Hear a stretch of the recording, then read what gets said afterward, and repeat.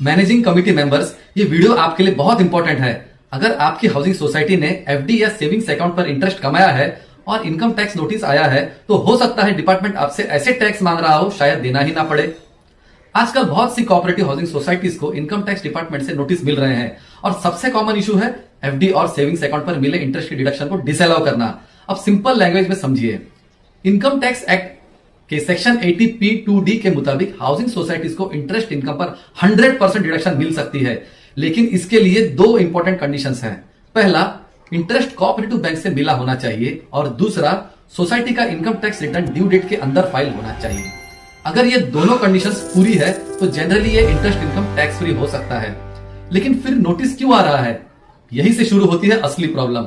जब return CPC द्वारा section 143(1) में प्रोसेस किया जाता है तो कई केसेस में सीपीसी कोऑपरेटिव बैंक को नॉर्मल कोऑपरेटिव सोसाइटी से अलग ट्रीट करता है और सिस्टम ऑटोमेटिकली सेक्शन 80P2D की डिडक्शन को रिजेक्ट कर देता है।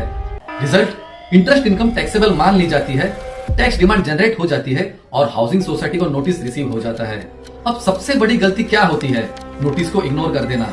अगर समय पर रेक्टिफिकेशन एप्लीकेशन या प्रॉपर रिप्लाई फाइल कर दिया जाए तो मैटर को काफी हद तक वही रिजॉल्व किया जा सकता है। लेकिन अगर ऑर्डर पास हो गया तो फिर अपील फाइल करनी पड़ सकती है और अपील का मतलब है एक्स्ट्रा टाइम, एक्स्ट्रा कॉस्ट और अननेसेसरी लिटिगेशन। अगर आपकी हाउसिंग सोसाइटी को भी ऐसा नोटिस मिला है तो बिना देरी किए हमसे संपर्क कीजिए। हम नोटिस का रिव्यू करके टाइमली और प्रॉपरली रिप्लाई फाइल करने में आपकी मदद करेंगे, जिससे अननेसेसरी टैक्स डिमांड और फ्यूचर लिटिगेशन से बचा जा सके।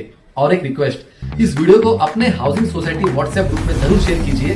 हो सकता है आपकी सोसाइटी के आसपास की कई सोसाइटीज भी इस प्रॉब्लम का सामना कर रही हो। इनकम टैक्स नोटिस आना प्रॉब्लम नहीं है, उसका सही समय पर जवाब ना देना प्रॉब्लम है। आज एक शेयर किसी सोसाइटी को लाखों रुपए की अननेसेसरी टैक्स से बचा जा सकता है।